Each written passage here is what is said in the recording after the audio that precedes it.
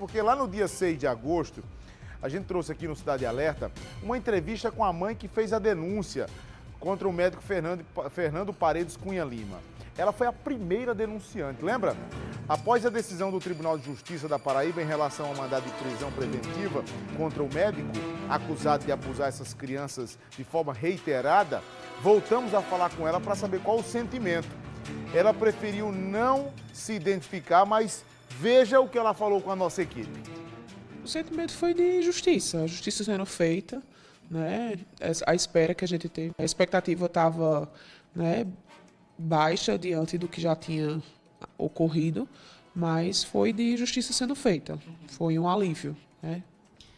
E foram vários pedidos negados, né? Como que a senhora recebia essas decisões? Sem contar que a sua filha foi a primeira, no caso, foi o primeiro caso denunciado, né? Ele já vinha fazendo isso com pessoas que já hoje estão adultos. E ainda assim, com todas essas provas, com todas essas denúncias, vários pedidos foram negados. Cada pedido negado era uma decepção, né? Estavam, vamos dizer assim, calando, né, o grito de muitos inocentes, né, de muitas crianças, porque a minha filha foi só, vamos dizer assim, a porta-voz, né? Foram inúmeras crianças, como você falou, há mais de 40 anos. Então, quantas possíveis vítimas, né? Quantas vítimas não foram feitas nesse tempo todo? Nos parece que a característica, eu tenho que falar assim, nos parece, porque ainda o processo legal vai caminhar, mas que a forma reiterada que o médico tinha com essa conduta era como se fosse um predador sexual.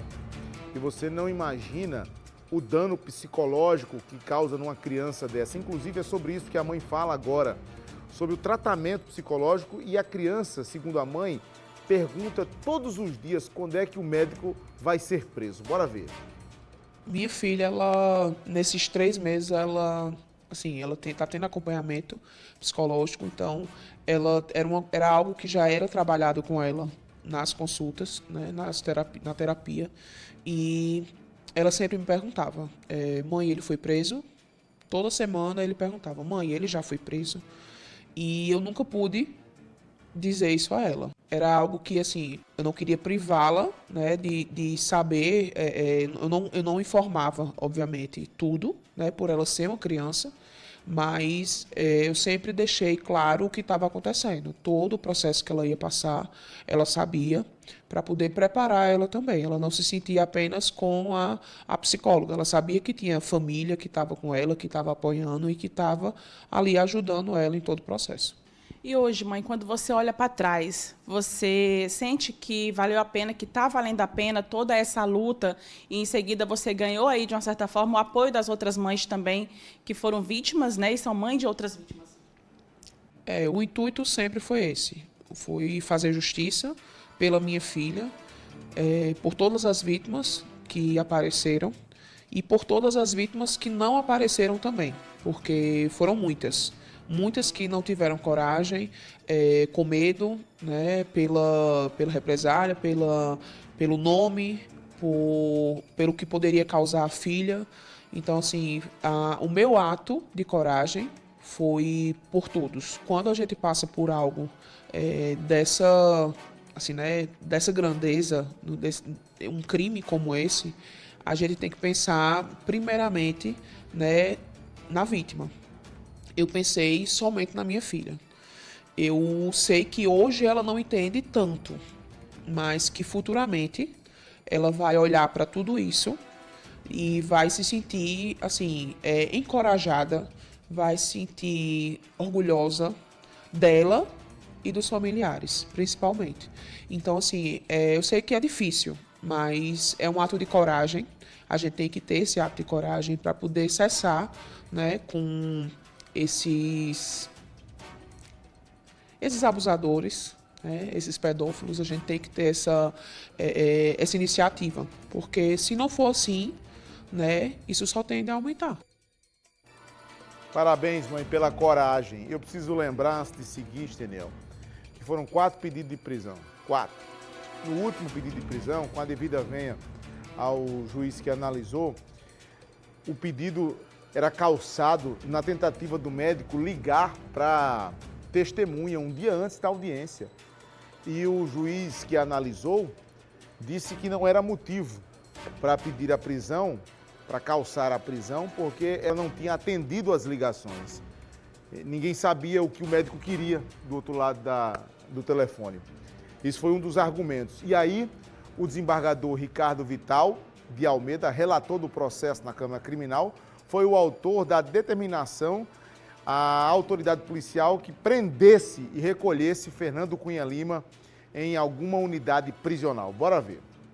Sob a normatização do artigo 5º, inciso 54 e 61 e 93.9 da Constituição Federal, 312 do Código de Processo Penal, dou provimento ao recurso em sentido estrito para decretar a prisão preventiva em desfavor de Fernando Paredes Cunha Lima, bem como autorizar a busca e apreensão de aparelhos celulares, computadores, dispositivos de informática e fichas prontuárias de atendimento em poder, domínio ou propriedade do investigado, além da quebra do sigilo de dados telefônicos e dos dados existentes nos computadores, celulares, dispositivos de informática e fichas médicas dos pacientes em poder do investigado, com a perícia das mensagens e ligações efetuadas e recebidas por meio dos aparelhos celulares exclusivamente referentes aos fatos investigados, ressalvada a verificação de possíveis outras atividades a justificar a investigação.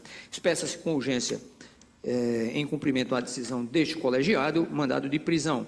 E uma vez preso, recomendo desde logo às autoridades responsáveis pela execução do ato constritor a observância às prerrogativas de prisão especial do investigado. Prerrogativa de prisão especial, tudo dentro da legalidade, por se tratar de um homem idoso, mas essa decisão que você acabou de ver ser prolatada, ela coloca um freio de arrumação na justiça paraibana. E ela representa o anseio de uma sociedade que não entendia por que esse homem estava solto. Eu mesmo aqui fiz algumas comparações, todas elas justas, no meu entendimento e no entendimento da minha audiência que representa aqui. Por que esse homem não estava preso ainda? E aí, a justiça, pelo menos, ela é feita nos termos dessa decisão. A polícia não tem nada a ver, fez o trabalho dela. Muito bem feito, por sinal. Agora, se você me pergunta o que é que eu acho que vai acontecer, o que é que eu imagino o que é que vai acontecer, eu posso estar muito errado. E tomara, Paraíba, que eu esteja redondamente errado. Mas esse desaparecimento dele agora, considerado foragido, ele está ganhando tempo. Depois vamos ver se amanhã não vai sair se a defesa dele não vai impetrar um pedido de habeas corpus. E ele tentará ficar foragido até o julgamento deste habeas corpus. Certamente vai ser uma estratégia da defesa. Esperar foragido, entendeu, Daniel?